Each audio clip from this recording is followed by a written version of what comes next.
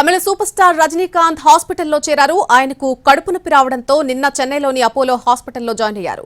విషయం తెలుసుకున్న అభిమానులు భారీగా హాస్పిటల్ వద్దకొచ్చి సమాచారం తెలుసుకుంటున్నారు. ప్రస్తుతం రజనీకాంత్ ఆరోగ్యం నిలకడగానే ఉందని ఆసుపత్రి వర్గాలు తెలిపాయి. ఇక నిన్న అనారోగ్య సమస్యల కారణంగా ఆయన అపోలో హాస్పిటల్లో చేరినట్టుగా తెలుస్తోంది.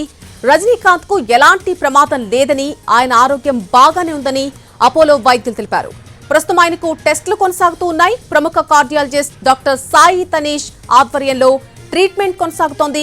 వైద్య పరీక్షల తర్వాత 2-3 రోజుల పాటు ఆయన హాస్పిటల్లోనే ఉండిపోతున్నారు. ఇటు సాధారణ చికిత్సలో భాగంగానే హాస్పిటల్లో చేరారని కుటుంబ సభ్యులు చెబుతున్నారు.